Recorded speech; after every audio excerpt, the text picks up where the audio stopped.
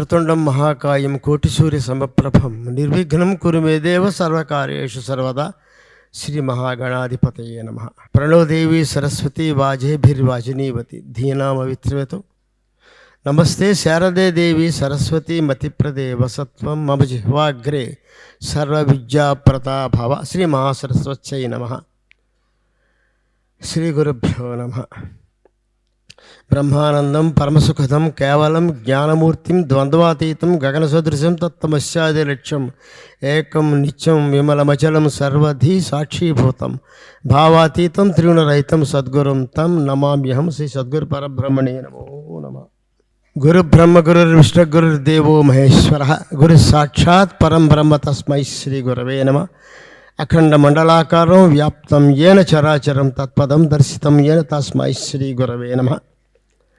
Sadhguru Shri Avatar Babaji మహాతార్ Babaji వారికి, రామ్లా ప్రభుజీ మహారాజ్కి జై.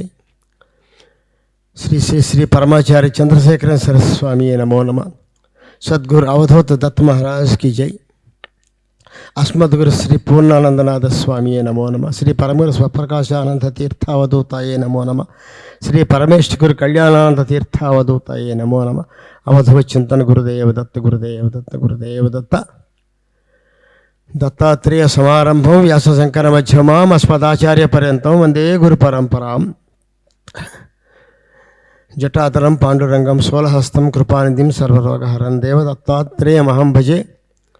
బ్రహ్మశ్రీ సారస్వరూపమఖిలం లింగం జగద్వ్యాపకం సత్యం జ్ఞానమాంతమక్షరమజం శాంతం బహిర్వ్యాపకం స్వచ్ఛందం సగుణాశ్రితం సదమలం సర్వేశ్వరం శాశ్వతం వందేహం గురుపూర్ణబోధమనిశం శ్రీదత్త యోగీశ్వరం.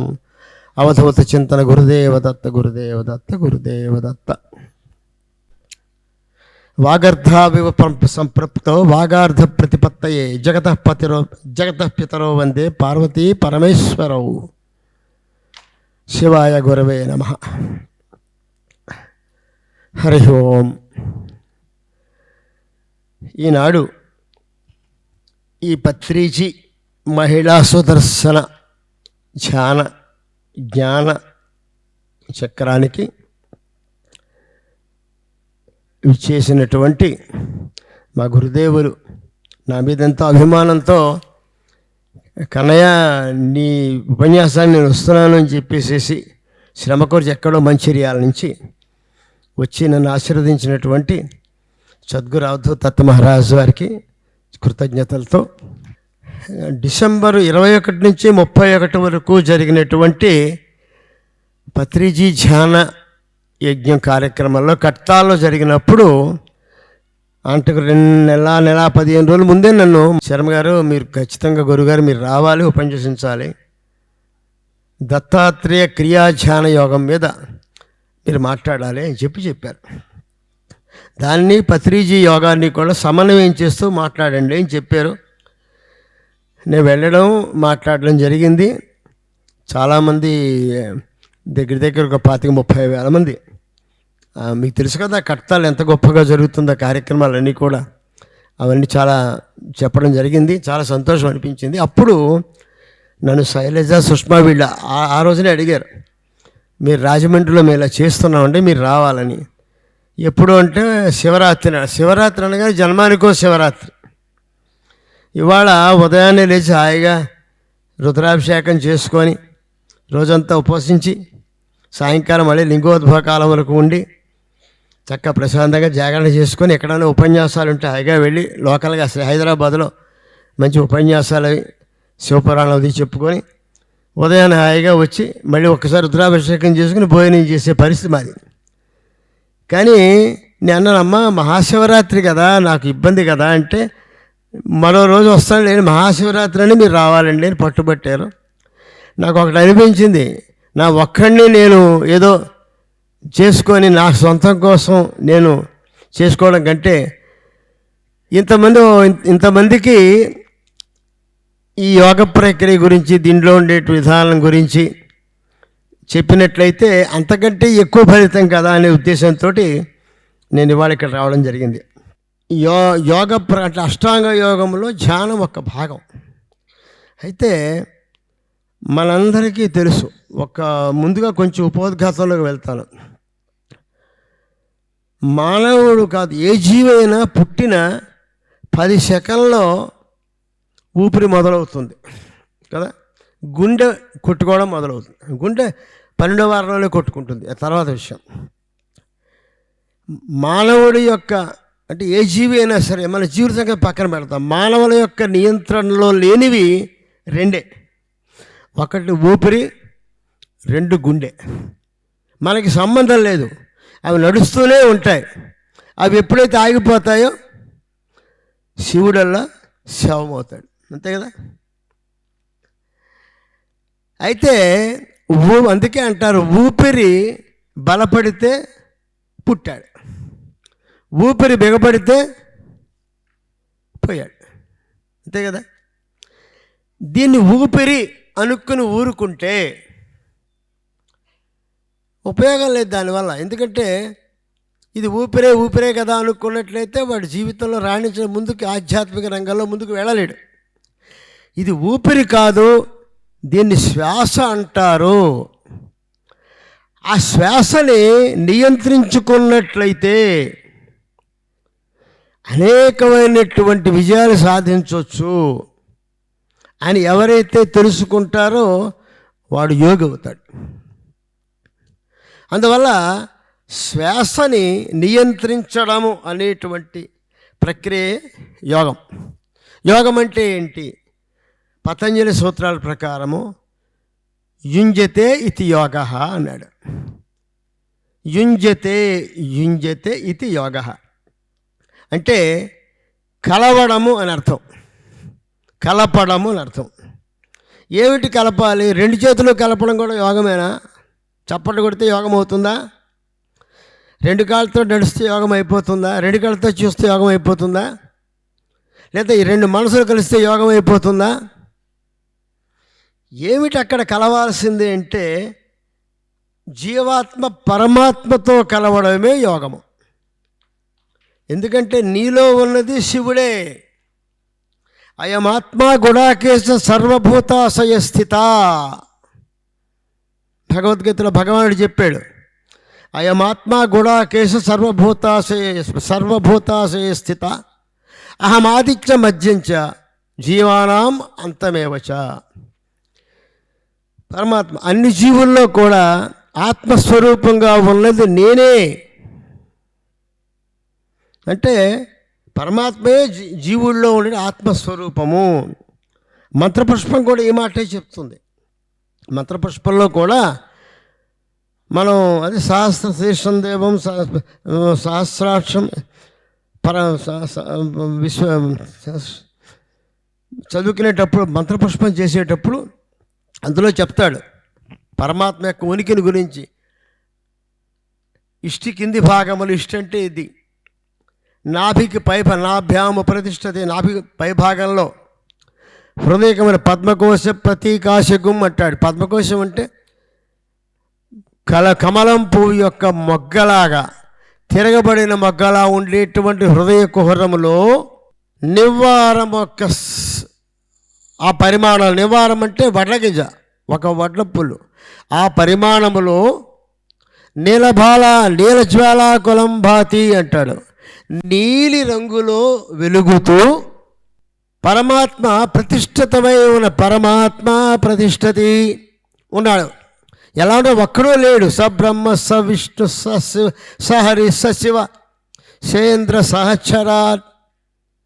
బ్రహ్మ విష్ణు మహేశ్వరులు ఇంద్రాది దేవతలు అందరూ కూడా పర్యవేష్టించుండగా పరమాత్మ నీ హృదయంలోనే ఉన్నాడు అని మంత్రపుష్పం చెప్తోంది. అంటే హృదయ కుహరం ఉన్నటువంటి పరమాత్మ, ఇది జీవాత్మ అంటాం మనం.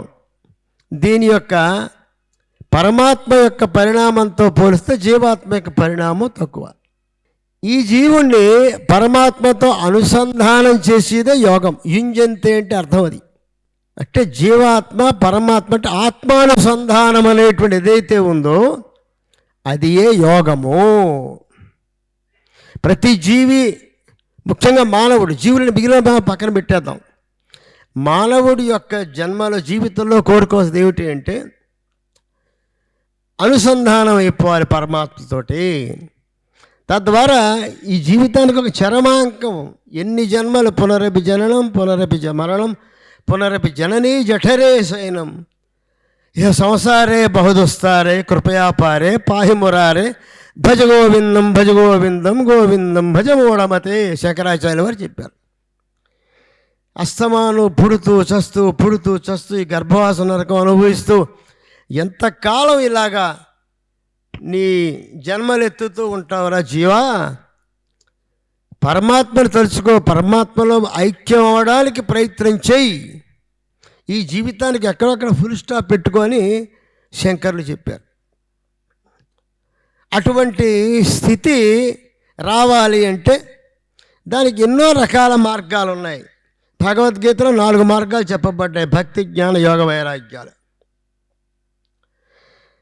వీటిలో యోగ మార్గం అనేటువంటి దాని మీద మనకి ఎంతోమంది మహర్షులు దీని మీద అపారమైన పరిశోధన చేసి ఒక ప్రత్యేకమైన యోగ మార్గాన్ని మనకు అందించారు. అందులో పతంజలి మహర్షి చాలా ప్రముఖ. పతంజలి యోగ శాస్త్రం మనం అందరూ కూడా ఫాలో అవుతున్నది. అందులో అష్టాంగ యోగము అనేటువంటి 8 భాగాలుగా ఉండేటువంటి యోగాన్ని మనకు అందించడం జరిగింది పతంజలి మహర్షి. దానికి వేదవ్యాసుల వారు భాష్యం రాశారు. వేదవ్యాసుల వారు పతంజలి యొక్క యోగ మార్గాన్ని సమర్థించారు.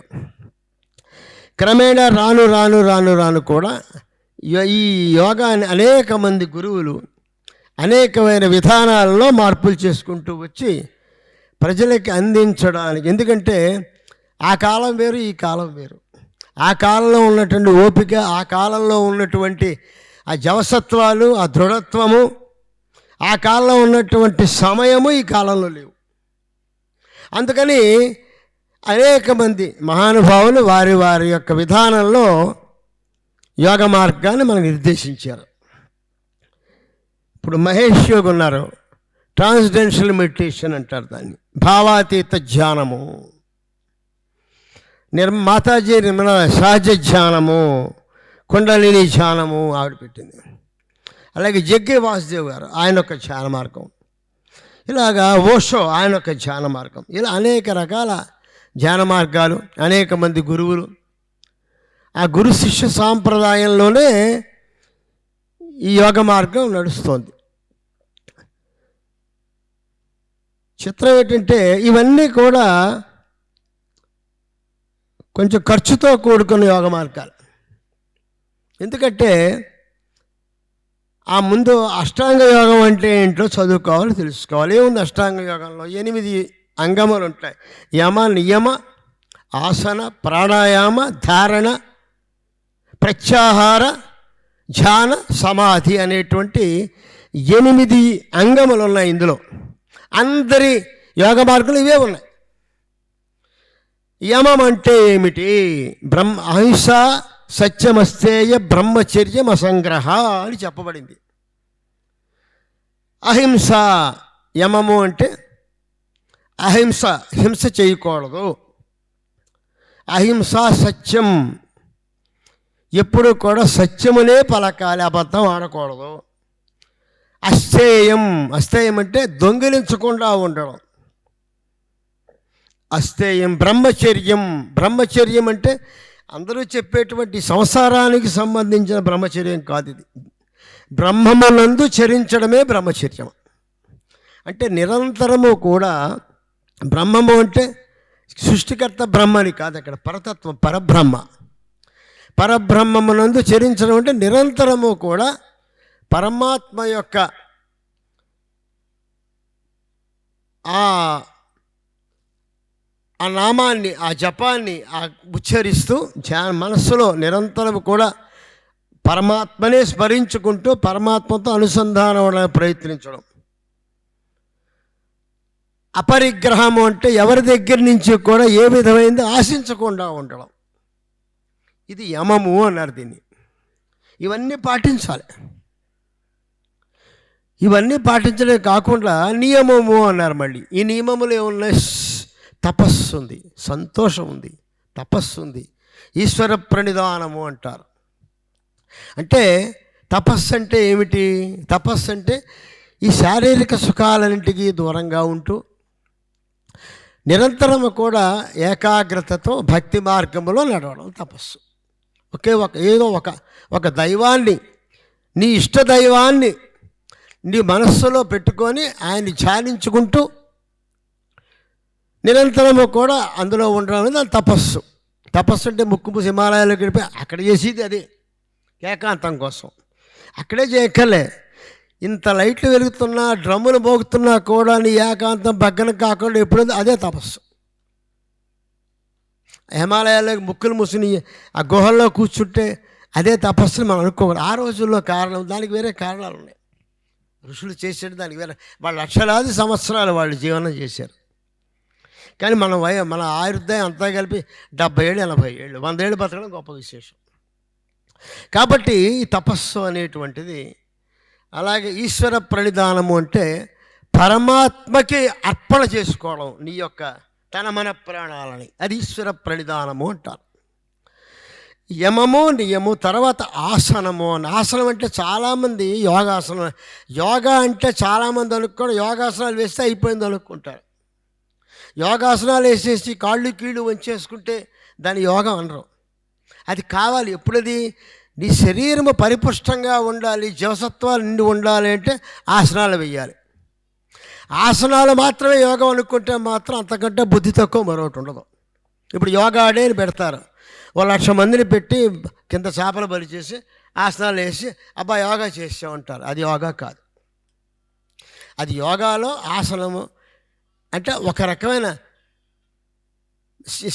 శరీరాన్ని కంట్రోల్లో పెట్టుకుని నియంత్రించుకునేటువంటి ప్రక్రియలో భాగం అది, అంతే, అంతవరకే. మరి ఇక్కడ ఆసనం అంటే ఏమిటి అంటే నీ ఎంతోసేపు నువ్వు ఈ భగవత్ ప్రార్థన కానీ ధ్యానం కానీ చేయడానికి కావలసినటువంటి సుఖమైనటువంటి భంగిమలో కూర్చోగలిగేది అని అర్థం. చాలా ప్రాక్టీస్ కావాలి. నేను రోజుకి 8 గంటలు కూర్చునివ్వండి కదలకుండా, 8 గంటల పాటు కింద హాయిగా రిటార్గా కూర్చుని చేయగలిగేవాడిని. మరి వయసు పెరుగుతున్న కొద్దీ కూర్చోలేకపోతున్నా. అంటే ఆసనము, ప్రాణాయామము ఇది చాలా ముఖ్యమైనటువంటి ప్రక్రియ. శ్వాసను నియంత్రించే ప్రక్రియ. కుంభక, పూరకము, కుంభకము, రేచకము 3. గాలి పీల్చడం, దాన్ని పట్టుంచడం, తిరిగి వదలడం. దీన్ని కూడా ఒక క్రమబద్ధమైనటువంటి పద్ధతిలో చేయకపోతే ప్రాణానికి కూడా ముప్పు వచ్చే అవకాశం ఉంటుంది. కాబట్టి గురువు యొక్క ఆధ్వర్యంలో మాత్రమే చేయాలి ఇది. దానికి మళ్ళీ కొన్ని లెక్కలు ఉన్నాయి.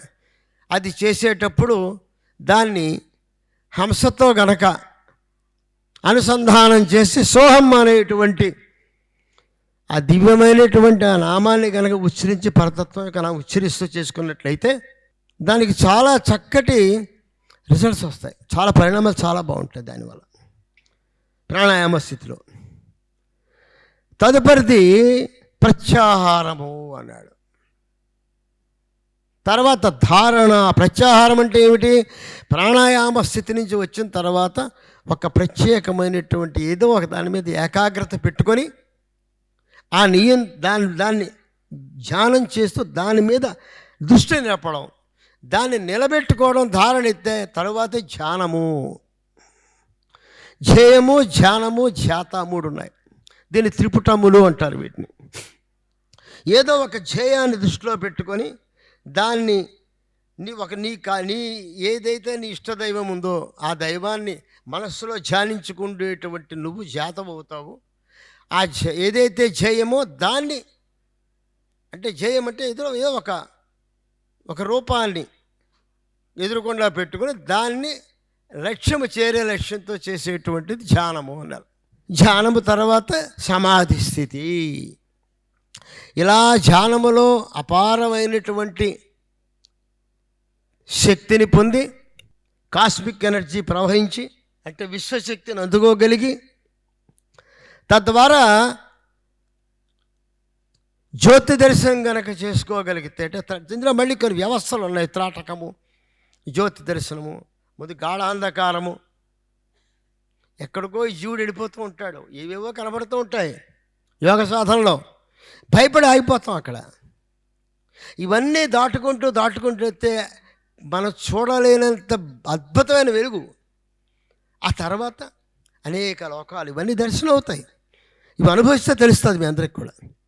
ఇదంతా కూడా దీనికి కూడా గురువు యొక్క కృప కావాలి, అంటే గురుముఖత జరగాలి. ఇవన్నీ జరుగుతుంది. ఇంకో దీని మరో ప్రక్రియ ఉంది, కుండలిని ప్రక్రియ.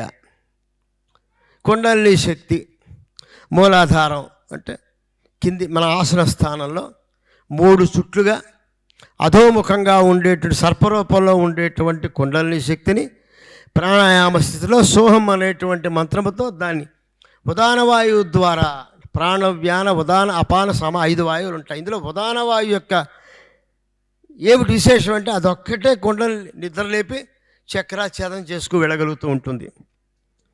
కాబట్టి ఉదాన వాయువుని ప్రేరేపించి కుండలిని ప్రేరేపించి ఊతముఖం చేసి నీకున్నటువంటి మూలాధార స్వాధిష్టాన మణిపూరక విశుద్ధ అనాహుత అజ్ఞాచక్రము ఒక్కొక్క దాన్ని భేదన చేసుకుంటూ వెళ్ళి అజ్ఞాచక్రము తేరిన తర్వాత పరమాత్మ కోసం పరితపిస్తూ ఉంటే సహస్రాలంలో ఉన్నటువంటి పరతత్వం అమృతాన్ని ఇస్తే ఆ అమృతాన్ని తాగిన తర్వాత తురీయమైన స్థాయికి వెళ్ళిపోయి అవధూతగా మారిపోతాడు. అది ఒక ప్రక్రియ. ఇవన్నీ కూడా ధ్యాన సమాధి స్థితిలో ఉన్నటువంటి పద్ధతులు. సమాధిలో మళ్ళీ వికల్పము నిర్వికల్ప సమాధి అని 2 ఉన్నాయి. నిర్వికల్ప సమాధికి చేరిన వాడు భగవంతుడితో సమానం అయిపోతాడు. ఇదే అద్వైత తత్వం. వీటన్నింటికీ కూడా గురుముఖత నేర్చుకోవాలి, గురువు దగ్గరుండి నేర్పాలి. ఒక్కొక్కసారి ఏం చేసినా కూడా సాధన సాగనప్పుడు శక్తివంతులైన గురువు శక్తిపాతం చేస్తాడు. శక్తిపాతం అంటే తనలో ఉండేటువంటి ఆ శక్తిని ఇచ్చి శిష్యుడికి ఇచ్చి అందులో ఉండే ఉద్దీపన చేసి కొన్ని వోల్టుల శక్తి ప్రవహిస్తుంది. ఎంతవరకు ఇవ్వాలో గురువుకే తెలుసు. అది ఇచ్చినప్పుడు దాన్ని తట్టుకోగల శక్తి ఉందో చూసి గురువు ఇస్తాడు. ఇవన్నీ మన యోగ రహస్యాలు ఉన్నవి, కొత్తగా నేను చెప్పటం లేదు. ఇవన్నీ ఎందుకు చెప్తున్నానంటే ఇంత ప్రక్రియ ఉంది యోగం అంటే, ధ్యానం అంటే. కానీ పత్రిజీ ఏం చేశారు? పత్రిజీ మీద నా పరిచయం ఒక్కటి మీకు చెప్పాలి. 1998, 99, 2000, 2001 సంవత్సరాలు మహబూబ్నగర్ డిపో మేనేజర్గా పనిచేశాను ఆర్టీసీలో. మహబూబ్నగర్లో పత్రిజీకి చాలామంది ఫాలోవర్స్ ఉన్నారు. నేను డిసెంబర్ 21 నుంచి 31 వరకు స్టాండర్డ్గా కర్నూలులో మొట్టమొదటి చేసేవారు. ఈ మహాధ్యానయాగ ప్రక్రియ జరిగేది అక్కడ. 99లోనూ 2000లోనూ కర్నూలులో ఈ ధ్యానయోగం జరిగినప్పుడు వాళ్ళు నా దగ్గరికి వచ్చారు ఇన్విటేషన్ తీసుకొని. నాకు వాళ్ళు చెప్పారు, ఇలా పత్రిజీ వచ్చారని మీకు. ఆయనతో పాటు ఇంకొక 2 వచ్చారు. ఎవరైనంటే ఆయన సెక్రటరీ తిరుపతిలో ఉంటారు, నరసింహరావు గారు ఎవరు, ఆయనను ఇంకొకరు ఎవరు వచ్చారు. ఇది నిజమా కాదా నేను నరసింహరావుకి ఫోన్ చేసి కన్ఫర్మ్ చేసుకున్నాం మొన్న. అవునండి మేము వచ్చిన వాళ్ళు వాస్తవం అండి అని చెప్పారు ఆయన. నాకు మా వాళ్ళు నా దగ్గర పనిచేసే క్లరికల్ స్టాఫ్లో ఈ పత్రిజీ ధ్యానం మీద పత్రిజీని గురువుగా భావించుకునేటువంటి వాడు ఉన్నారు. నాకు చెప్పాడు, ఇలా పత్రిజీ వచ్చారండి అని. ఎవరండి పత్రిజీ అన్నాను. సుభాష్ పత్రి అని చెప్పేసి ఆయన ధ్యానయోగం మీద చాలా చేశారు సార్, ఆయన మీకోసం వచ్చారు. ఆయన ఒక యోగి వచ్చాడు, మనం దాన్ని సరైనటువంటి విధానంలో రిసీవ్ చేసుకోవాలి ముందు. సరే గమ్ములు లేచి వెళ్ళి పత్రిజీని రమ్మని మనం వచ్చి కూర్చున్నారు. సన్నగా ఉండేవారు. కూర్చుని నాకు ఇన్విటేషన్ ఇచ్చి ఇలా కర్నూలులో ధ్యానయాగం చేస్తున్నామండి, మీ కర్నూలుకి 1, 2 బస్సులు మీరు తిప్పుతున్నారు, మహబూబ్నగర్ నుంచి చాలామంది దగ్గరే కదా, అంతా కలిపి 3 గంటల జర్నీ, చాలామంది వస్తారండి, కాబట్టి అవసరాన్ని బట్టి కొంచెం ట్రిప్పులు పెంచండి అని నన్ను అడిగారు. ఆయన అడిగింది అది. తప్పకుండానండి అని చెప్పి అన్నాను నేను.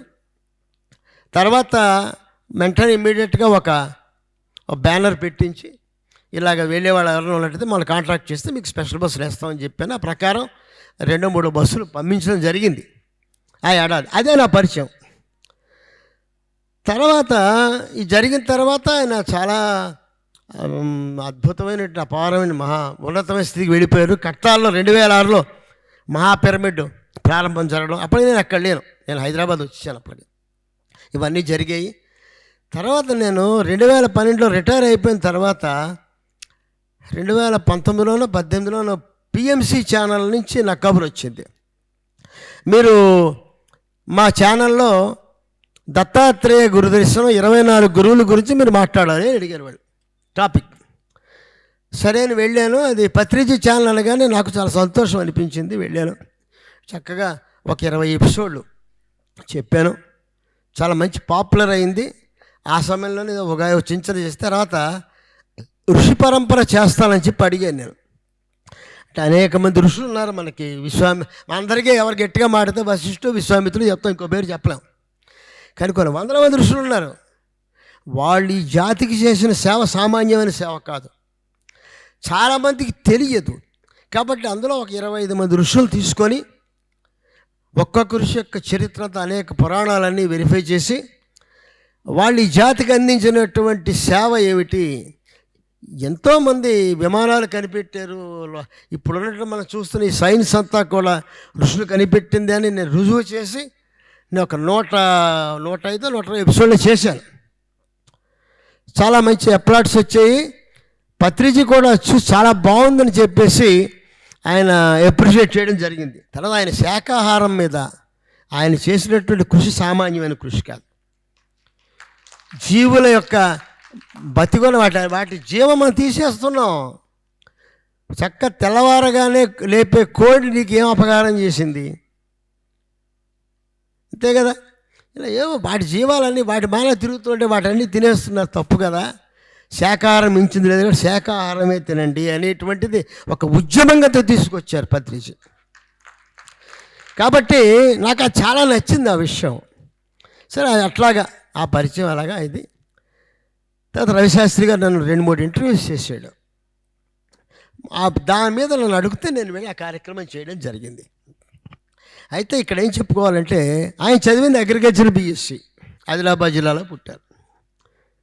చదువుకి అంటే వృత్తికి ప్రవృత్తికి సంబంధం లేదు. నేను ఇంజనీర్ని వృత్తిరీత్యా, మరి ప్రవృత్తి ఇటువంటి గురువుల యొక్క మహానుభావుల యొక్క ఆ సాంగత్యంతో మీ ముందు నిలబడ్డాను గురువుగా.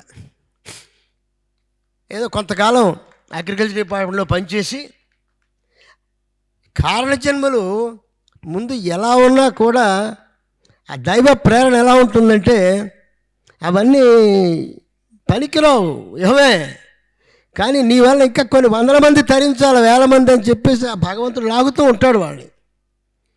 అది వదిలేసేసి అనేక యోగ ప్రక్రియలను ఆయన తనిఖీ చేసి ఇవన్నీ ఖర్చుతో కూడుకున్నవి. ఒక యోగం నేర్చుకోవచ్చు, గురుముఖత నేర్చుకోవాలంటే కోర్సులో చేరాలి. ఇప్పుడు మనం జగ్గి వాసుదేవ్ గారి కోర్సు చేరామనుకోండి, 8,000-10,000 కట్టాలి. అక్కడ కోయంబత్తూరు పోవాలి, అక్కడ ఉండాలి, రాలిపోలి ఛార్జీలు, ఇవన్నీ ఎంత అవుతాయి ఇవన్నీ. అలాగే ఎక్కడైనా సరే ఒక ప్రక్రియకి వెళ్ళాలి అంటే వాళ్ళు ఉత్తిన పెట్ట చేయరు కదా మనకి, ఇవన్నీ ఉన్నాయి. ఎంతమంది వేలకు వేలు ఖర్చు పెట్టి యోగాన్ని ధ్యానాన్ని నేర్చుకోగలుగుతారు. అందువల్ల ఈ ప్రక్రియ, ఈ ధ్యాన ప్రక్రియ అట్టడుగు వాళ్ళకు కూడా ఏ విధంగా చేరాలంటే మనం ఏం చెయ్యాలి? ఆ తృష్ణ, ఆ తపన ఏం చేశారు ఆయన? అన్నిటికీ మూలము శ్వాసయే. శ్వాస అంటే అది భగవత్ స్వరూపము. శ్వాస ఉంటేనే శివుడు ఉంటాడు, శ్వాస లేకపోతే శివుడు వెళ్ళిపోతాడు. అందుకే శవంగా మారకముందే శివుడుగా కాకండి, శివుడుగా మారాలి. ఇవాళ శివరాత్రి మహాపర్వతం. ఇవాళ నీలో ఊపిరి ఉన్నంత వరకు, శివుడు నీలో ఉన్నంత వరకు నీ గౌరవం. వెళ్ళిపోతే ఆడ పారేస్తారు, తీసుకెళ్ళి అయిపోయి ఏం లేదు. ఇంకా 10 రోజులు పోతే నేను మర్చిపోతారు. ఏడాది పోయిన తర్వాత ఆయన ఫోటో కూడా ఉండదు అక్కడ, అంతే కదా. కానీ ఆ శ్వాసని నియంత్రించుకోగలిగితే ఆయుష్ పెరుగుతుంది, బుద్ధి పెరుగుతుంది, జ్ఞానం పెరుగుతుంది, ఆరోగ్యం పెరుగుతుంది, అనారోగ్యం రాదు. అనేకమైనటువంటి ఈ ప్రయోజనాలు శ్వాసను నియంత్రిస్తే ఉన్నాయి. తద్వారా దానికి ధ్యానాన్ని జోడించినట్లయితే విశ్వశక్తిని అందుకోవచ్చు. దీనికి పెద్దగా కష్టపడక్కర్లేదు, శ్వాసని గమనిస్తే చాలు, ఇంకేం అక్కర్లేదు అని కనిపెట్టి అట్టడుగు సామాన్యులకు కూడా ఈ యోగాన్ని అందుబాటులోకి తెచ్చినటువంటి గురుస్వరూపం పత్రిజీ. లేకపోతే నేను కట్టాలను చూసా, 50,000 మంది వచ్చారు. అందరూ కూడా కోటీశ్వరులు, లక్షాధికారులు కాదు కదా. ఎక్కడెక్కడెక్కడి నుంచో, శ్రీకాకుళం నుంచి వచ్చారు, ఆదిలాబాద్ నుంచి వచ్చారు, ఎక్కడెక్కడి నుంచో వచ్చారు. అందరూ కూడా యోగాన్ని నేర్చుకోవడం కోసం డబ్బులు ఖర్చు పెట్టలేరు, కానీ వాళ్ళందరూ కూడా శ్వాసను నియంత్రించడం ఎలాగో తెలుసుకున్నారు. ఆయన ఏం చేశారు, కొన్ని వేల మంది మాస్టర్లు తయారు చేశారు. ఫస్ట్ మాస్టర్స్, వాళ్ళ ద్వారా అనేక చోట్ల పిరమిడ్లు పెట్టారు. పిరమిడ్ అంటే ఏంటి నాకు తెలియదు, పిరమిడ్ అంటే ఏంటో. నాకు పిఎంసి ఛానల్ చిన్న చిన్న పిరమిడ్లు ఉండే, ఓ పిరమిడ్ నాకు ఇచ్చేది ఏం చేయాలమ్మా అన్నాను. ఇంట్లో పెట్టుకోండి అన్నారు. ఏం చేయాలన్నాను నేను. అది ఉంటే అందులో పిరమిడ్ గురించి మీకు తెలుస్తుందండి అన్నారు. తెలుసుకుంటానులే అన్నారు. తర్వాత నాకు ఎందుకో దాని మీద అవగాహన రాలే. కట్టాల పిరమిడ్ చూసిన తర్వాత అక్కడ తక్షణం నాకు ఒక అనుభూతి కలిగింది. నాకు ఏమిటిది, పిరమిడ్లో ఉన్న శక్తి ఏమిటి, ఎందుకు పిరమిడ్ ధ్యానం అనే పేరు పెట్టారు దీనికి పత్రిజీ? ప్రతి జీవికి కూడా జీవము గర్భంలో ఉండగా జీవం ఎలా వస్తుందంటే బ్రహ్మరంధ్రంలోంచి వస్తుంది. ఇక్కడి నుంచి వస్తుంది జీవం. ఇక్కడి నుంచే మళ్ళీ జీవం వెళ్ళిపోతే ఇంకా వాడికి జన్మ లేదు, చాలా తక్కువ, సాధారణ అధో మార్గాల్లో పోతుంది. ఇక్కడి నుంచి జీవం పోవాలి అంటే విశ్వశక్తిని మనం అందుకోగలగాలి. అది ఎట్లా వస్తుంది విశ్వశక్తి? సూటిగా రావడం కాదు, ఒక్కళ్ళకి కాదు, ఒకటి ధ్యానం చేస్తే అక్కడ మన అందరికీ కూడా శక్తి అందాలి. పిరమిడ్ చూడండి ఇలా ఉంటుంది, అలా ఉంటుంది. ఆ పైన అక్కడ నేను చూశాను కట్టాల పిరమిడ్లో కింద కొన్ని వందల మంది కూర్చుంటే, పైన మెట్లకి ఆ పైన కూడా ఎంతోమంది కూర్చుంటే, ఆ పైన ఒక రంధ్రం ఉంది. అక్కడ ఒక గ్లాస్ ఫిట్మెంట్ ఒకటి ఉంది. అంటే అక్కడి నుంచి ఆ శక్తి ప్రసారమైంది, మొత్తం విస్తరించి అక్కడ చేస్తున్న ధ్యానస్తులందరికీ కూడా శక్తి ప్రసరణం జరుగుతుంది. విశ్వశక్తిని అందుకోవడమే యోగము. అంటే ఆయన ఏ స్థాయిలో ఆలోచించారో నాకు అర్థమైంది ఆ పిరమిడ్ చూసిన తర్వాత.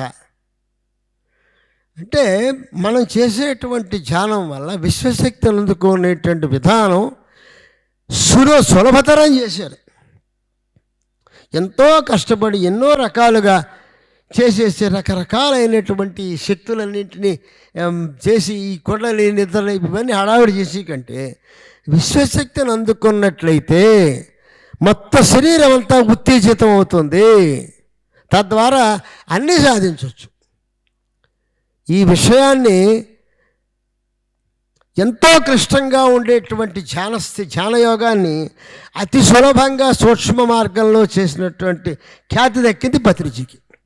లేకపోతే ఇవాళ దగ్గర 80 దేశాల్లో ఈ పిరమిడ్లన్నీ ఉన్నాయంటే, ఎక్కడెక్కడ దేశ విదేశాల్లో ఈ శిష్యులు ఉన్నారంటే, ఇంకో విశేషం ఏంటంటే సాధారణంగా ఎక్కడన్నా ఒక పీఠం కానీ ఒక ఆశ్రమం కానీ ఏమైనా పెడితే అక్కడ ఉన్నటువంటి ఆ పీఠాధిపతితో ఆశ్రమం అవధూతో ఎవరెవరు ఉంటారో ఆ స్వామీజీవో ఆయన కనుక వెళ్ళిపోతే తర్వాత అప్పటి నుంచి ఎవరు రారు అక్కడికి. ఎప్పుడో ఆయన పుట్టినరోజుకో ఆరాధనకో 10 మంది చేరతారు, వస్తారు, అంతే. చిత్రం ఏంటంటే పత్రిజీ వెళ్ళిపోయిన తర్వాత కట్టాల పిరమిడ్ ధ్యానానికి డబల్ అయిపోయారు, 3 జనం రావడం. ఇదేంటి నాకు చాలా ఆశ్చర్యకరమైన విషయం అనమాట అది. ఇవాళ పరిస్థితి ఏంటి, ఏం లేదు. అక్కడ ఇన్స్టిట్యూట్ నడుస్తున్నాయి, ఆ జయంతికో ఆరాధనకో వెళ్తారు, అందరూ బాగా జనం వస్తారు, వెళ్తారు. కానీ ఇక్కడ అలా కాదు. వీళ్ళు లేకపోయినా కూడా మన తిరుపతిలో జరిగింది ధ్యానచక్రం, ఇవాళ ఇక్కడ జరుగుతోంది ఈ వారం, రేపు ఎప్పుడో ఎన్టీఆర్ స్టేడియంలో జరుగుతుంది. మా గురువుగారు చెప్తున్నారు, మా మహారాజ్ చెప్తున్నారు. ఇలా అనేక చోట్ల ఎక్కడో ఒకటి ఎవరో ఒకటి చేస్తూనే ఉన్నారు నిరంతరం ఈ కార్యక్రమం, ఈ ప్రక్రియ. ఎట్లా జరుగుతుంది ఇది? దానికి ఒక విషయం కూడా చెప్తాను మీకు. ఈ అవధూతలు, ఈ గురువులు, వీళ్ళందరూ కూడా దేహత్యాగం చేసిన తర్వాత మనం అనుకున్న ఎక్కడ వెళ్ళిపోయి అయిపోయి ఇంకో జన్మెత్తాడు ఏం ఉండదండి. మనకి 7 డైమెన్షన్స్ ఈ లోకాలు. అందులో 1, 2 డైమెన్షన్స్ దాటిన తర్వాత 3వ డైమెన్షను దాటి 4వ డైమెన్షన్ కదా, అది సెలెస్టియల్ వరల్డ్ అంటారు దాన్ని. సెలెస్టియల్ వరల్డ్ అంటే ఈ గురుస్వరూపాలుగా ఉన్నటువంటి మహానుభావులంతా కూడా దేహం వాళ్ళు దేహమే వదిలేరు, శరీరం మాత్రమే వదిలేరు. వాళ్ళు ఎక్కడికి పోవాలి, వాళ్ళు అక్కడే ఉంటారు. వాళ్ళు నిరంతరం గమనిస్తూ ఉంటారు ఏం జరుగుతోంది. తాను పెట్టినటువంటి శిష్య పరంపర ఏం చేస్తున్నారు, సరిగ్గా ధర్మబద్ధంగా ఉందా లేదా చూస్తూ ఉంటారు. ఎందుకంటే మా దత్త సాంప్రదాయంలో కొన్ని ఈ సిద్ధమంగళ స్తోత్ర పారాయణలు కానీ గురుచ సామూహిక పారాయణ జరుగుతున్నప్పుడు, లేదా నాకు చాలా ప్రాక్టికల్ అనుభవం ఉంది. దత్తస్వామి గురించినటువంటి దత్తపురాణ ఉపన్యాసాలను ఇస్తున్నప్పుడు సూక్ష్మ రూపంలో గోళలో అనేక మంది యోగులు రావడం నాకు అర్థం, నేను చూశాను. నా భార్య కూడా చూసింది. అంటే ఇవన్నీ ఏంటంటే, ఎందుకు మా మహారాజు చెప్పారు నాకు. నేను ఎక్కడో ఉపన్యాసం ఇస్తూ వచ్చాను, మహారాజు ఇక్కడ లేరు, ఎక్కడో ఉన్నారు, మంచిర్యాలలో ఉన్నారు. మన్నాడు మహారాజు అంటే, నాన్న బాగా చెప్పావు, ఇగో ఈ పాయింట్ నాకు నచ్చింది అన్నారు మహారాజు. ఎట్లా తెలిసింది దానికి అంటే, ఇవాళ ఇక్కడ జరుగుతున్న ధ్యానం జరుగుతుంది అంటే ఆ సెలెస్ట్ వరల్డ్లో ఉన్నటువంటి పత్రిజీ మహానుభావుడు మనందరినీ చూస్తున్నాడు, మనల్ని గమనిస్తున్నాడు. ఈ విషయం మనం మర్చిపోకూడదు. తర్వాత గురువు కాకుండా గురుస్వరూపాలే. ఇప్పుడు దత్తాత్రేయ స్వామి గురుస్థానానికి అధిష్టాన దేవత, ఆయన గురు, ఆది గురువు ఆయన. యోగానికి కూడా ఆయనే ఆది గురువు. యోగ విద్యా రహస్యాలు మొట్టమొదట అందించిందే దత్తస్వామి. దత్తక్రియాయోగము అంటారు దాన్ని పరంపరగా వస్తూ మహావతార బాబాజీ వారు అని శ్రీకృష్ణుడికి వచ్చింది దత్తక్రియాయోగము. కృష్ణ పరమాత్మ నుంచి తర్వాత మహావతార బాబాజీ వారికి, తర్వాత ఆ పరంపరలో అనేక మంది ఈ యోగాన్ని తర్వాత కొద్దిగా మార్పులు చేర్పుతూ అనేక యోగాలు చేయడం జరిగింది. కానీ యోగానికి మూలం ఆయనే. అందుకే నేను ఒక శ్లోకంలో మొట్టమొదటి చెప్పినప్పుడు చెప్పా, శ్రీదత్త వందేహం గురుపూర్ణబోధమనిశం శ్రీదత్త యోగీశ్వరం. ఈ మాటలు నేను కాదు, సాక్షాత్తు వేదవ్యాసుల వారు చెప్పినటువంటి మాట. అలాగే పరమశివుడు కూడా రుద్రయామల తంత్రంలో ఏం చెప్తారంటే, దత్తాత్రేయుడు యోగీశ్వరేశ్వరుడు అని చెప్తాడు ఆయన. సాక్షాత్తు పరమశివుడు చెప్తాడు ఈ మాట. తర్వాత ప్రతి గురువు, ప్రతి అవధూత, ప్రతి సిద్ధపురుషుడు కూడా దత్తస్వరూపాలే అవుతారు. అందువల్ల దత్తాంశ లేకుండా గురువు కాలేడు. మరి ఇన్ని లక్షల మంది చేత ఒక గురువుగా ఆయన కొనియాడబడుతూ ఆయన యొక్క మార్గంలో నడుస్తూ లక్షలాది మందిని ఇంకా ఉత్తేజితం చేస్తూ ఉన్నటువంటి పత్రిజీ ఆయన గురుస్వరూపమే, ఆయన కూడా దత్తాంశ సంభూతుడే, ఇందులో ఏమాత్రం సందేహం లేదు. అటువంటి ఈ కార్యక్రమంలో నేను అందుకే వచ్చాను. మామూలుగా నాకు ఈ ధ్యానం యోగం అంటే నాకు పెద్దగా నేను నా పద్ధతి, నా విధానం, మా సాంప్రదాయంలో నాకు కొన్ని విధానం అవి చేసుకుంటూ ఉంటాం. నాది భక్తి తత్వం, నాది భక్తి మార్గం. ఈ ధ్యాన యోగ మార్గాలు నాకు పెద్దగా నేను పట్టించుకోను, నాకు అవసరం లేదు. కానీ ఇంతమంది, ఇన్ని వేల మంది, లక్షల మందిని ప్రభావితం చేసినటువంటి మహానుభావుడు పత్రిజీ ఖచ్చితంగా దత్తస్వరూపమే అనే నిర్ధారణకు వచ్చిన తర్వాత ఇక్కడ నేను ఉపన్యాసించినా సరే నేను చెప్పే దత్తుడి గురించి అవుతుందనే నమ్మకంతో వచ్చాను ఇక్కడికి. కాబట్టి మీరందరూ కూడా ధన్యులు. ఇంతకాలమైన ఈ అనేక విధాలైనటువంటి ఎన్నో ప్రక్రియలు కూడా ఈ శ్వాసని గమనిస్తూ, శ్వాసని అదుపులో పెట్టుకుంటూ, శ్వాసనే ధ్యాసగా పెట్టుకుంటూ ఈ యోగాను అవలంబిస్తున్నారు, ఈ ధ్యానాన్ని అవలంబిస్తున్నారంటే దీనివల్ల మీకు చాలామందికి దీనివల్ల ఫలితాలు తెలుస్తూనే ఉంటుంటాయి. ఇందులో ఏం సందేహం లేదు. నేను అక్కడ కూడా చాలామందితో మాట్లాడాను. ఏంటమ్మా ఇన్ని అనుభవాలు ఏంటంటే చాలా అద్భుతమైన అనుభవాలు చెప్పారు నాకు కూడా. అక్కడ అందువల్ల ఏంటంటే శ్వాసని పట్టుకున్న ఏ యోగమైనా కూడా, అంటే అన్నింటికీ శ్వాసే మూలం. శ్వాస భగవత్ స్వరూపము, శ్వాసయే పరమాత్మ. నీలోనే పరమాత్మ ఉన్నాడు కాబట్టి నీలోనే పరమాత్మ నువ్వు చూడాలి. చూసుకుంటే భగవంతుడు అనుసంధానం అయిపోతావు. ఓ రాయి ఉంది, ఓ రాయి ఇచ్చావు, నువ్వు శిల్పికి ఇచ్చావు. నాకేం చేస్తా, నాకు చక్క శివుడు బొమ్మ చేసి పెట్టవయా, లేకపోతే ఒక కృష్ణుడు బొమ్మ చేసి పెట్టవా, గణేష్ బొమ్మ చేసి పెట్టవా అని అడిగావు. ఆయన ఏం చేస్తాడు, శిల్పి హాంపట్ అని చెప్పేసి మాయాబది పాతాళ భైరవి సినిమా, పాతాళ మీకు ఎవరికి తెలిసి ఉండదు మరి, ఎందుకంటే మీరందరూ ఇప్పటివాళ్ళు కాదు, మీకు ఆ సినిమా గురించి తెలిసి ఉండదు. ఏదో మన సరే మన తల్ల పడిపోయాను, నాకు తెలిసిన విషయం. అదే హాంపట్ అనేసేసి ఏదో చేస్తే రాదు కదా. ఏం చేస్తాడు శిల్పి, చెక్కుతాడు, ఉలిపెట్టి సుత్తి పెట్టి చెక్కడం అంటే ఏం చేస్తున్నాడు, మొక్కలుగా రాయి తీసేస్తున్నాడు. తీసేయడం వల్ల ఏం జరుగుతుంది, అలా వ్యర్థం అంతా తీసేసి పనికిరాంతంతా చెత్త తీసేస్తున్నాడు. తీసేసి ఒక రూపం వస్తుంది. ఆ రూపాన్ని శుభ్రంగా పదును పట్టి, ఇదిగో నా అబ్బాయి నీకు కావాల్సిన బొమ్మ అని ఇస్తున్నాడు. దాన్ని మనం పూజ చేసుకోండి, పూజలో పెట్టి. అంటే ఇక్కడ ఏం జరిగింది, వ్యర్థాన్ని తీసేస్తే పరమార్థం గోచరిస్తుంది. అంటే నీలో ఉన్న వ్యర్థాలు చాలా ఉన్నాయి. నీ పరమాత్మ ఉన్నాడు, లోపల లేకపోలేదు. పరమాత్మ ఉన్నాడు. ఇందా చెప్పాను కదా, పద్మకోశ ప్రతీకాశకం మంత్రపుష్పంలో చెప్పబడింది. పరమాత్మే చెప్పాడు, ఐమాత్మ గుడాకేశ్ అని. శాండిలోపనిషత్తు చెప్తోంది, స్వైరచారి యథాసుఖం. అన్ని యొక్క జీవుల్లో కూడా నేను అలా నిరంతరం సంచరిస్తూ ఉంటాను. శాండిలోపనిషత్తులో కూడా చెప్పబడింది. భగవద్గీతలో విషయం చాలా చోట్ల చెప్పాడు పరమాత్మ. కాబట్టి నీలో ఉన్నటువంటి పరమాత్మ కనబడాలి అంటే ముందు నీలో ఉన్న వ్యర్థాలు పోవాలి. ఏమిటి వ్యర్థాలు, నేను, నాది, నా ఇల్లు, నా కుటుంబం, నా డబ్బు, నా మనవలు, నా కొడుకు, నా కోళ్ళు, తర్వాత నా మనవడు చాలదు, నా ముని మనవలకి వాడి మనవలకి కూడా నేను సంపాదించాలి.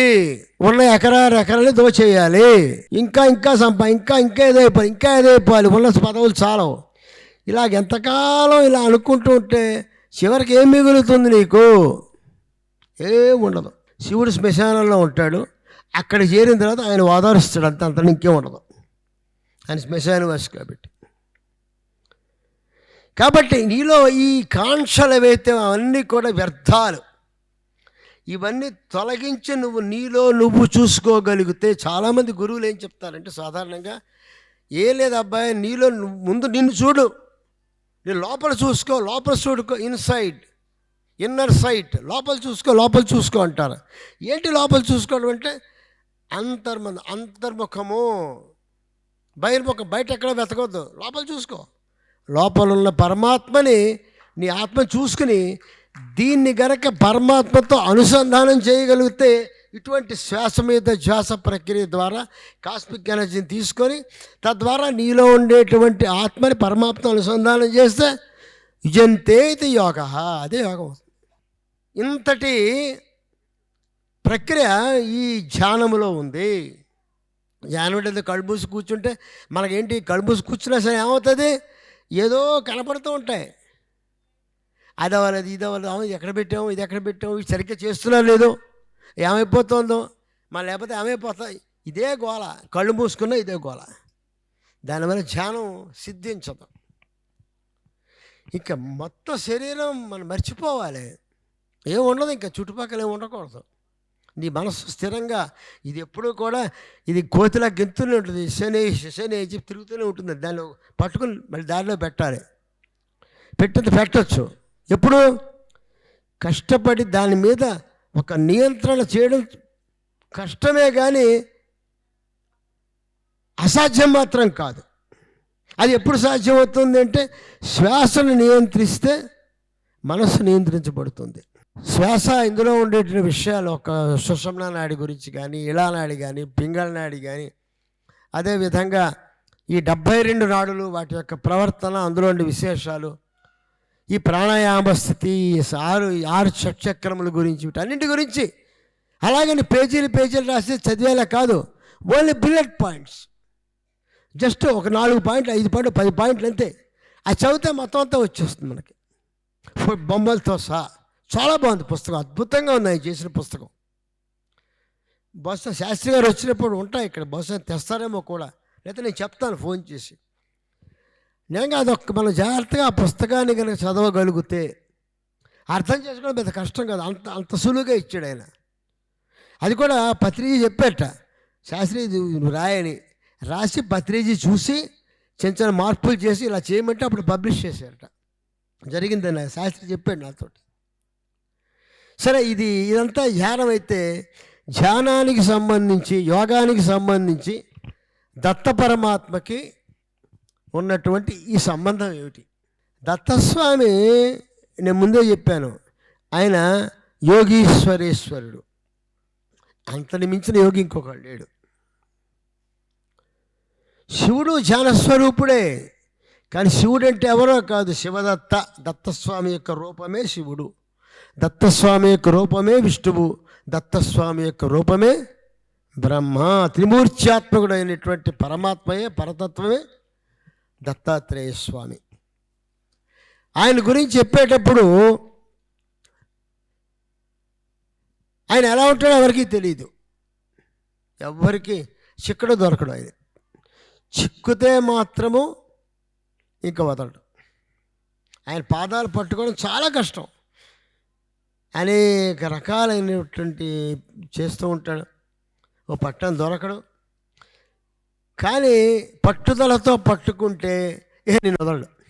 దత్తోనామ స్మరణమమలం కుర్వతాం సన్నిధానే గోడాకార చిరశాసం వాంఛితం ధాతుకం. మా స్వామి స్వయంగా చెప్పుకున్నాడు, నా నామాన్ని ఎవరైతే నిరంతరము నిర్మలమైనటువంటి మనస్సుతో చేస్తారో వాళ్ళకి వెనకాల నేను ఛాయారూపంలో ఉండి వాడు గొడుగు పడతాను, వాడిని కాసుకుంటానని చెప్పాడు ఆయన.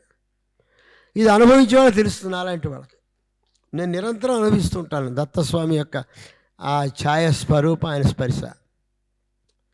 అయితే ఏంటంటే ఆయన గురించి చెప్పేటప్పుడు బాలోన్మత్త పిశాచ వేషాయ అని చెప్తారు.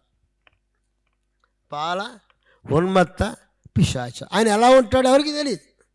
ఒకసారి ఒక ముఖంతో ఉంటాడు, ఇంకోసారి 3 ముఖాలతో ఉంటాడు, ఇంకోసారి ఓ పిల్లవాడు చిన్నపిల్లాడిలా ఉంటాడు, ఓసారి ఉన్మత్తుడు అంటే పిచ్చివాడిలా ఉంటాడు, ఒక్కొక్కసారి పిశాచం అంటే భయంకరమైన రూపంలో ఉంటాడు, అనేకమైన రూపాలు కనబడుతూ ఉంటాడు. ఉత్తర భారతంలో కూడా ఈ అఘోరాలు, నాగబాబాలు వీళ్ళందరూ కూడా అల్టిమేట్గా కొలిచే దత్తస్వామిని. వాళ్ళ చివరి టార్గెట్ దత్తుడే. అంత శక్తిమంతుల కారణం కూడా దత్తుడే. అయితే ఈ బాలోన్మత్త పిశాచ వేషాయ అంటే సాధారణంగా అందరికీ మేము చెప్పేది అంటే బాల రూపంలో పసివాడిగా కనబడుతూ ఉంటాడు, లేదా పిచ్చివాడిలా కనబడుతూ ఉంటాడు, లేదా భయంకరుడుగా. ఎందుకంటే విష్ణుదత్తుడికి 3 భయంకర రూపాల్లో కనబడ్డాడు. దత్తుడి కోసం చూడడానికి వెళ్తే మొట్టమొదటిసారేమో అక్కడ పెద్ద విపరీతంగా కళ్ళు తాగేసేసి కళ్ళంతా ఎర్రగా పడిపోయి ఆ మాంసం మొక్క చీ బొక్క నవ్వుతూ తూలిపోతూ నానా బీభత్సంగాను కనబడి ఆ వచ్చిన విష్ణుదత్తుడిని ఆ కనబెట్టి తలకాయ పగలగొట్టి పారిపోయాడు. రెండవసారి శ్మశానంలో కనబడ్డాడు. ఉన్మత్త కాదు, పిశాచ రూపం. అది పిశాచ రూపం అంటే భయంకర రూపం. అక్కడ శవం కాలుతూ ఉంటే దాంట్లో ఆ శవంతో కాళ్ళు చేతులు అవన్నీ పీకి అక్కడ కుక్కలకు వేస్తున్నారు, గద్దలకు వేస్తున్నారు తినమని చెప్పేసి ఆ రూపంలో కనబడ్డాడు. ఈయన వెళ్ళి పాదాలు పట్టుకోకపోతే ఒక ఎముక పెట్టి తలకాయ మీద కొడితే పారిపోయాడు. మూడవసారి ఒక చచ్చిపోయిన గాడి తాలూకా కడుపులో చేపెట్టి పీకి ఆ కండలని తీసి అవన్నీ కాకులు వేస్తూ కనబడ్డాడు. అప్పుడు ఈయన గట్టిగా కాళ్ళు పట్టేసుకున్నాడు. వదలమన్నా వదలలే, కొట్టినా వదలలే. అప్పుడు దివ్యమంగళ స్వరూపంతో ప్రత్యక్షమయ్యి ఉద్ధరించాడు విష్ణుదత్తుడిని. అంటే ఇది ఉన్మత్త పిశాచ రూపాలు సాధారణంగా మనం చెప్పుకునేవి. ఉన్మత్త అంటే పిచ్చి వాళ్ళకి. ఇంత సాధారణంగా ఈ అవధూతలు ఈ తురీయమైన స్థితికి వెళ్ళిపోయి ఉన్నటువంటి ఈ లోకంతో సంబంధం లేనటువంటి స్థాయిలో ఉన్నటువంటి అందరూ కూడా పిచ్చివాళ్ళగా ఉంటారు. కానీ పిచ్చివాళ్ళంతా అవధూతలు కాదు. ఈ మధ్య ఇది బాగా పెరిగిపోయింది. ఎక్కడైనా కమర్షియల్ చేయాలంటే ఎవరినో పిచ్చాన్ని పట్టుకొని ఈయన అవధూతాన్ని పేరు పెట్టి వాడికి ఒక కిరీటం పెట్టి వచ్చిన ఆశ్రమం కట్టి వాళ్ళు ఏం చేయాలో చప్పట్లు కొట్టి దిగంబరా భజన చేయడం, పెద్ద అవధూతం చేయడం అలాగే అయిపోయింది. దానిలో కమర్షియల్ చేయడం కాదు. అవధూత గుర్తు అంటే కొన్ని లక్షణాలు ఉంటాయి. ఆ లక్షణాలు ఆ స్థాయిలో ఉన్న వాళ్ళే గుర్తించగలుగుతారు, లేకపోతే గుర్తించలేరు. అయితే ఈ బాలోన్మత్త పిశాచ వేషాయ అనడానికి దత్తయోగానికి సంబంధం ఏంటి? అది దత్త యోగాన్ని సూచించేటువంటి మంత్రం. అది అంటే యోగానికి దత్తుడు ఏ స్థాయిలో తీసుకెళ్తాడో చెప్తున్నాను మీకు. బాల అంటే పసివాడు. పసివాడికి ఏం తెలుసు? ఏం తెలియదు కదా. మాయకి నిజానికి తేడా తెలియదు. అప్పుడెప్పుడు పసిపిల్లాడు 10 నెలలు ఏడాది వాడు ఉంటాడు. ఏం తెలుస్తుంది? ఆకలిస్తే ఏడుస్తాడు, చీమ కుడితే ఏడుస్తాడు, నిద్ర వస్తే ఏడుస్తాడు, బట్ట తడుపుకుంటే ఏడుస్తాడు. అంతకని ఇంకేం తెలియదు కదా. ఇది మాయ, ఇది నిజము, ఇది భ్రమ, ఏమీ తెలియదు పసివాడికి. అంటే ఎవరైతే దత్తస్వామిని సంపూర్ణంగా నమ్ముకుంటారో వాళ్ళు, అంటే ఆ నమ్ముకున్నటువంటి వాడు ఈ మాయ అంటే సత్యము అసత్యము కదా, ఈ రెండే కదా. ఈ రెండింటినీ కూడా మర్చిపోయే స్థాయికి తీసుకెళ్తాడు. కావాల్సింది అదేగా. అది తురీయమైన స్థితి. ఇది ఇది ఇది నిజము, ఇది అబద్ధము అనేటువంటి స్థాయి కూడా మర్చిపోవడం అంటే తన దేహాన్ని మర్చిపోయాడు లెక్క. అంటే నేను అనేది పోయింది వాడికి. నేను ఉండదు పసిబాడుకి, వాడికేం తెలియదు కాబట్టి.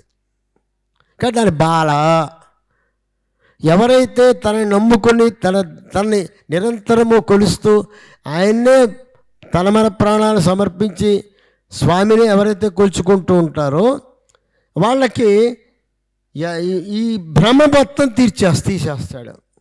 తద్వారా ఉన్నతమైన స్థానానికి యోగంలో తీసుకువెళ్తాడు దత్తుడు. ఉన్మత్త అంటే పిచ్చితనం కాదు. అంటే మంత్రశాస్త్రం ప్రకారము అనంతమైనటువంటిది. అంటే మంత్రశాస్త్రంలో అనంతము అంటే లిమిట్లెస్, అన్లిమిటెడ్.